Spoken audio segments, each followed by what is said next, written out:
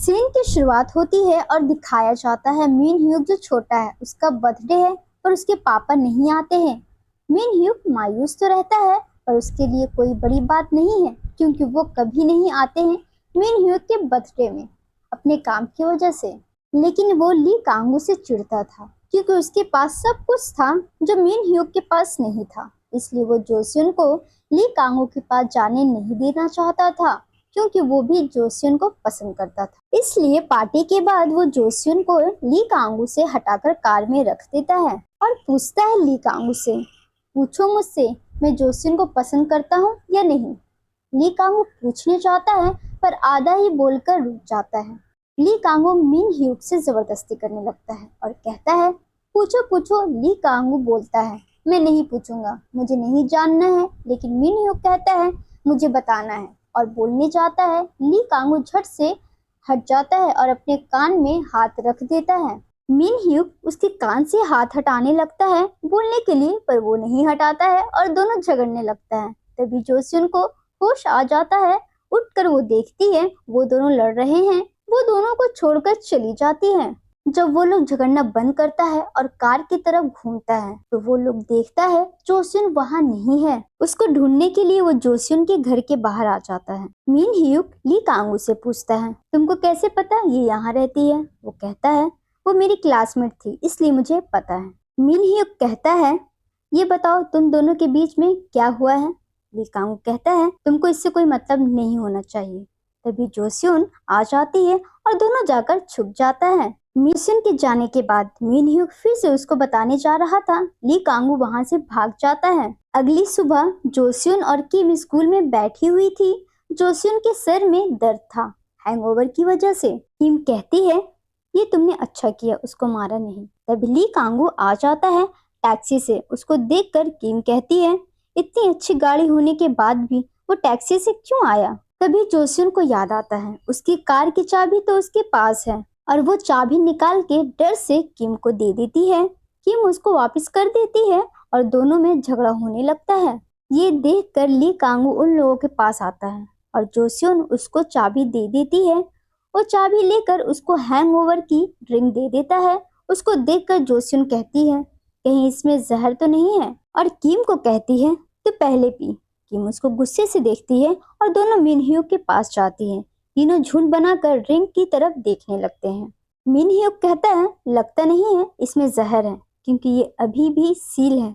Joseon बोतल उठाकर P लेती है और वहां से चली जाती है। टीम अपने डेस्क में जाती है। जोसियन स्कूल में भी थी तभी वहां वाइस प्रिंसिपल और टीचर आ जाता है और कहता है मेरा फ्लावर पॉट को बाहर रख देना। और टीचर कहता है मेरे डेस्क से पेपर हटा देना। वैसे भी पीटी टीचर फ्री रहती है और बोलकर चला जाता है। लेकिन उन लोगों की बातें ली कांगू सुन लेता है। ये सुनकर वो जोसियन के पास जाता है और उसके हाथ से फ्लावर पॉट छीन कर चला जाता है और सीधा वाइस प्रिंसिपल के पास जाता है और गुस्से से कहता है जोसियन से कोई भी काम नहीं करवा सकता मेरे सिवा। और जोसियन से कहता है अब से सिर्फ तुम मेरे लिए काम करोगी और किसी के लिए नहीं। और फ्लावर पॉट भी लेकर चला जाता है। दूसरी तरफ मिन hyuk के दोस्तों का फोन आता है और उसको पार्टी में इनवाइट करता है। मिन hyuk मना कर देता है पर वो फोर्स करके उसको आने के लिए रेडी कर देता है। फिर वो कहता है कोई लड़की को साथ में लेकर आना।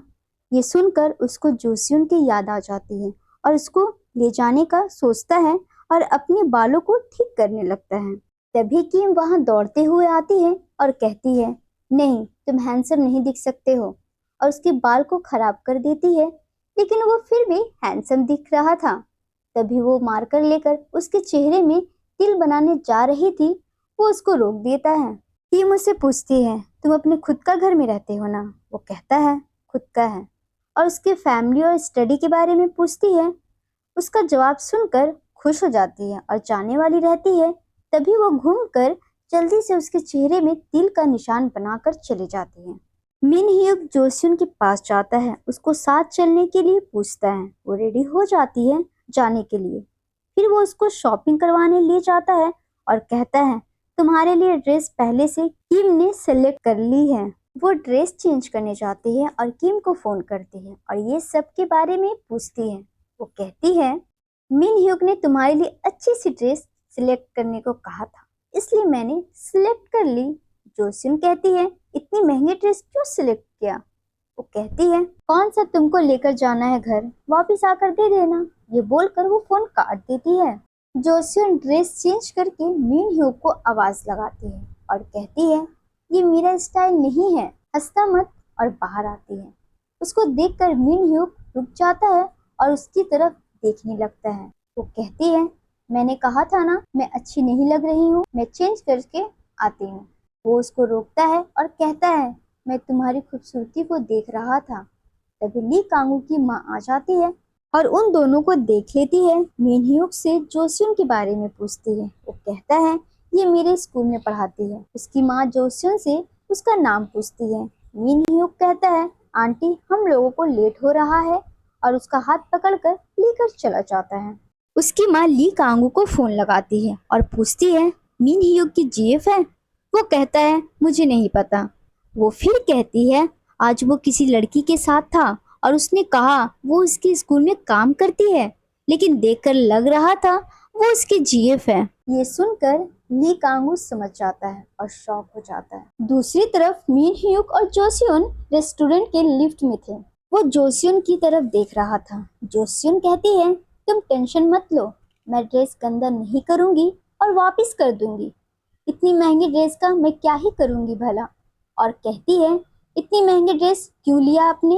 वो कहता है, जितना महंगा उतना अच्छा। फिर मीन ह्यूक कहता है, हम लोग पार्टनर्स हैं यहाँ, तो मुझे नाम से बुलाओ, आप मत कहो। जोसियन उसकी बात मान लेती है और उसको मीन ह्यूक कहती है। ये सुनकर उसको झटका लगता है और वो उसके नाम से बुलाकर चिढ़ाने लगती है। वो दोनों एक बड़ी सी रूम की तरफ जाते हैं जहाँ मीन ह्यूक के दोस्त पहले से ही थे और उन लोगों का इंतजार कर रहे थे। उसका दोस्त उन लोगों को देखकर कहता है, मीन ह्यूक ने पहली बार किसी लड़की को मीटिंग में लेकर आया है, और कहता है, इतनी खूबसूरत जीव कहाँ से मिली तुमको? उसी वक्त वहाँ बैठी एक लड़की जोसियन से पूछती है, तुम करती क्या हो? वो कहती है, मैं स्कूल में पढ़ाती हूँ। मीन ह्यूक कहता है, हम दोनों साथ में स्कूल में काम करते हैं। ये सुनकर सब शॉक हो जाते हैं। फिर सब डिनर करने बैठ जाते हैं। उसमें से एक लड़का पूछता है, किसने किसको प्रपोज किया पहले? मीन ह्यूक कहता है, मैंने किया, लव एट फर्स्ट साइट था। इस पर वो कहता है, माना कि ये बहुत अट्रैक्टिव है, बट इतनी भी नहीं कि लव एट फर्स्ट साइट हो जाए। इस पर जोसियन को गुस्सा आने लगता है, लेकिन मीन ह्यूक अपनी बात में फर्म रहा कि उसको पहली नजर में ही अच्छी लगने लगी थी। ये सुनकर वहां बैठी एक लड़की गुस्सा हो जाती है और कहती है, हम लोग इसकी लव स्टोरी सुनने आए हैं। तभी वहां बैठा हुआ एक लड़का खड़ा होकर कहता है, डोनेशन स्टार्ट करते हैं और मैं अपनी टाई देता हूँ। मीन ह्यूक कहता है जोसियन से, यहाँ जितने लोग बैठे हैं सारे ब्रांडेड क्लोथ्स पहनते हैं, पर आज डोनेशन के डर से सस्ते कपड़े पहनकर आए हैं, लेकिन आज मैं इन लोगों से जबरदस्ती डोनेशन करवाऊंगा। मीन ह्यूक खड़ा होता है और कहता है, मैं और जोसियन जो कुछ भी पहने हुए हैं सब डोनेट करूंगा। ये सुनकर जोसियन को याद आता है लिफ्ट वाली बात, और वो उठकर कहती है, सब कुछ इयररिंग से लेकर जूते तक। ये देखकर सब डोनेशन देना स्टार्ट कर देते हैं। रात में मीन ह्यूक जोसियन को उसके घर छोड़ देता है और दोनों कुछ देर बातें करते हैं। ये देखकर ली कांगू दूर से जल रहा था और खड़ा होकर देख रहा था और मायूस हो रहा था। वो घर जाकर बहुत मायूसी से बैठ जाता है और कहता है, तुम मेरे साथ कभी इस तरह से हंसकर बात नहीं की। अगले दिन सब स्कूल में बैठकर लंच कर रहे थे। तभी वहाँ ली कांगू भी आ जाता है और उन लोगों के साथ बैठ जाता है। ये मुझसे कहती है, क्या बात है, आज सिंगर फूड का मालिक हम लोगों के साथ बैठकर लंच करना चाहता है। ली कांगू मीन ह्यूक की तरफ घूमकर कहता है, तुम डिनर पार्टी के बाद मुझसे कुछ कहना चाहते थे, तुम्हारे और जोसियन के बारे में। मीन ह्यूक झूठ नहीं बोल सकता था और बचने के लिए वो ली कांगू के शर्ट में खाना फेंक देता है। उसे पता है गंदगी उसकी कमजोरी है। वो गुस्सा होकर चिल्लाता है और जोसियन को अपने ऑफिस बुलाता है। जोसियन गुस्से से उसके ऑफिस के अंदर आ जाती है। ली कांगू अपनी शर्ट पहन रहा था। ये देखकर वो घूम जाती है और कहती है, बाद में आती हूँ। ली कांगू उसको रोकता है और कहता है, तुम मुझे हर रोज अपनी टीम का रिपोर्ट दोगी, क्योंकि मैं स्पॉन्सर कर रहा हूँ तो मुझे भी जानकारी रखना है, कौन सा प्लेयर सही है, किसको रखना है ये नहीं, या तुमको रखना है ये नहीं। जोसियन वहाँ से जा रही होती है वो फिर कहता है, कल ऑफिस के बाद कहाँ गई थी? वो गुस्से से कहती है, घर जाकर सो गई थी, और वहां से चली जाती है और अपने कैबिन में जाकर जोर से चिल्लाने लगती है। थोड़ी देर बाद वो उसकी कैबिन में जाती है ट्रैक टीम की रिपोर्ट लेकर, पर ली कांगू वहां नहीं था। जोसियन उसको कॉल करती है, वो उसको अपने घर बुला लेता है। जोसियन और गुस्सा हो जाती है और चिल्लाने लगती है। शाम में जोसियन ली कांगू का घर जाती है रिपोर्ट लेकर। ली कांगू उसकी रिपोर्ट देखता है और जूही की तारीफ करता है। तभी जोसियन की नजर मिस्टर पोटैटो पर पड़ती है और कहती है, तुमने तो इसका ख्याल बहुत अच्छे से रखा है, कितना बड़ा हो गया है। ली कांगू कहता है, थोड़ा भरम दिखाकर, इसको ले जाना है तो ले जाओ, वैसे भी मुझे इतना खास पसंद नहीं है। तभी जोसियन के पेट से आवाज आती है भूख की। ली कांगू कहता है, जाओ फ्रिज से कुछ लेकर खा लो। वो खुश हो जाती है और भागकर फ्रिज की तरफ जाती है। उसके जाते ही ली कांगू मिस्टर पोटैटो से कहता है, टेंशन मत लो, मैं तुम्हें कहीं जाने नहीं दूंगा। जोसियन 2 सॉसेजेस निकाल कर खाने लगती है। ये देखकर ली कांगू कहता है, तुम्हें यही मिला पूरे फ्रिज में, वो भी कच्चा खा रही हो।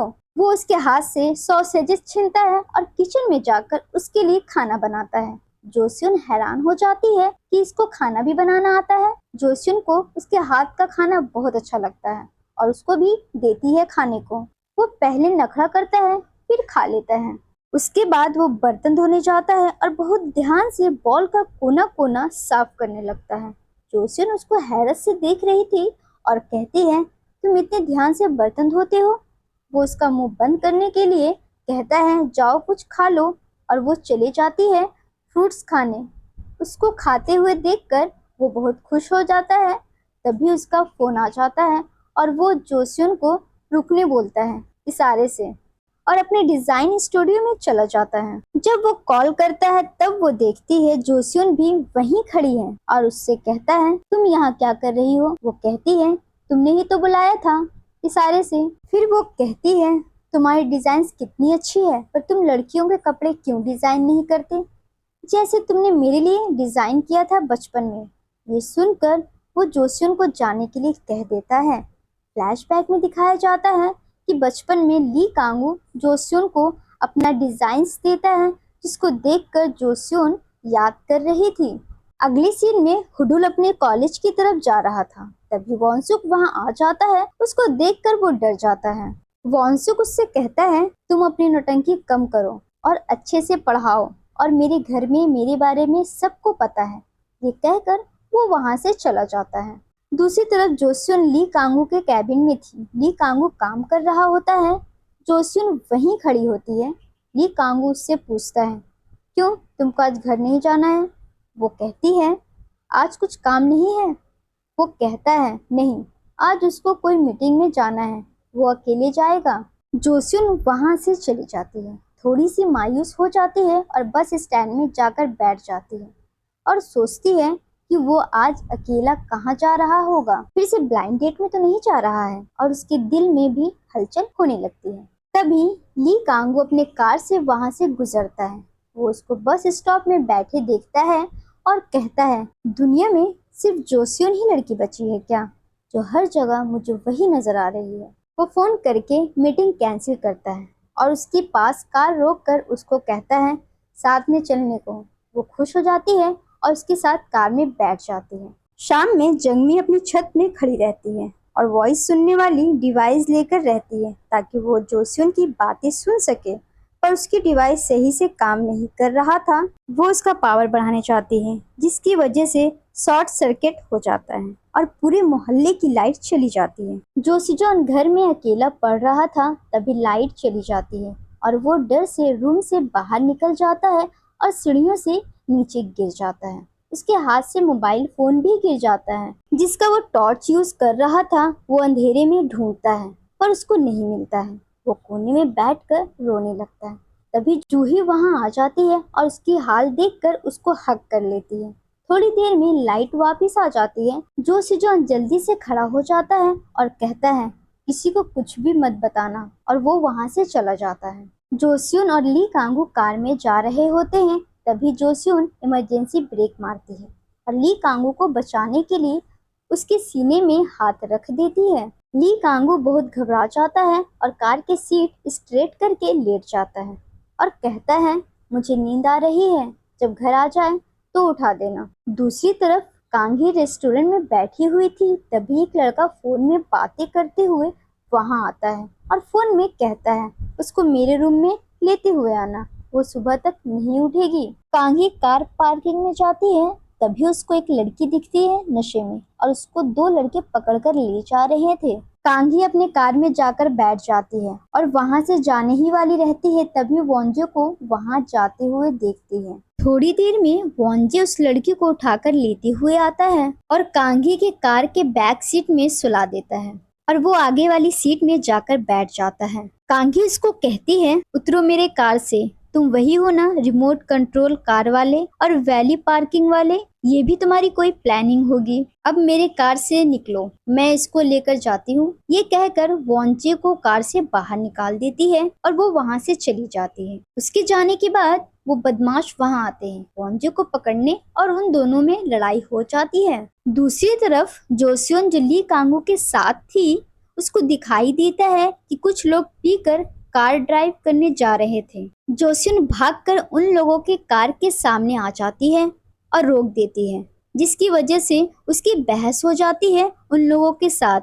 वो आदमी जोसियन को मारने जाता है, तभी ली कांगू वहां आ जाता है और उसको लग जाता है। दूसरी तरफ कांगी हॉस्पिटल में रहती है और वो किसी से उन लोगों के बारे में पूछ रही होती है, तो उसको पता चलता है कि वोंजे उन लोगों के साथ मिला हुआ नहीं था और पुलिस स्टेशन जाती है उसको वहां से बाहर निकालने। कांगी उससे बात ही कर रही थी, तभी उसका लॉयर वहां आ जाता है। कांगी पूछती है, आप क्यों आए हो, मैंने आपको नहीं बुलाया है। लॉयर कहता है, मैं आपसे मिलने नहीं, आपके भाई ने मुझे बुलाया है। ली कांगू और जोसियन लॉयर से बात कर रहे थे उस आदमी को सजा दिलाने के लिए। उसी वक्त कांगी वहां आ जाती है। कांगी जोसियन से बात करने जा रही थी, ली कांगू उसको रोक देता है, उसका हाथ पकड़ के वहां से लेकर चला जाता है। कांगी लॉयर से कहती है, आज के बारे में किसी को मत बताना घर में। दूसरी तरफ ली कांगू जोसियन से कहता है, तुम हर बार ऐसा क्यों करती हो, पहले अपने एक्स को कार ड्राइव करने नहीं दे रही थी, आज इन लोगों को। वो कहती है, मुझे उसे रोकना था, अगर बरसों पहले किसी ने ऐसा किया होता तो मेरे मॉम डैड। इतना ही कहकर चुप हो जाती है। ली कांगू उससे पूछता है, क्या हुआ तुम्हारे मॉम डैड को, लेकिन वो कुछ नहीं बताती और वहां से चली जाती है। ली कांगू घर जाकर सोचता है और किम को फोन करके बुलाता है। किम उसको सारी बातें बताती है कि उसके मॉम डैड अब नहीं रहे। ये सुनकर सोच में पड़ जाता है, उदास होकर अपने घर आ जाता है। अगली सुबह वो उठकर जॉगिंग करने जाता है और जॉगिंग करते वक्त वो जोसियन के घर के सामने चला जाता है। तभी जोसियन भी जॉगिंग करने निकलती है और उसको देखकर ली कांगू छुप जाता है। जोसियन जॉगिंग करने के बाद रुक जाती है, तो पीछे से ली कांगू भी वहां आ जाता है। उसको देखकर जोसियन खुश हो जाती है और कहती है, ली कांगू तुम भी जॉगिंग करने आए हो। ली कांगू बहुत ट्राई करता है अपनी नफरत को सामने लाने का, पर वो फेल हो जाता है और स्लोली स्लोली वो उसके करीब जाता है और कहता है, मुझे माफ कर दो, जो कुछ पहले हुआ, जो इन दिनों हुआ, जो अब हो रहा है और जो आगे होने वाला है, हर चीज के लिए मुझे माफ कर दो, मैं तुम्हें फिक्रमंद बनाऊंगा। वो और करीब आता है उसके और उसके सामने झुकता है और कहता है, मैं तुम्हें पसंद करने लगा हूँ।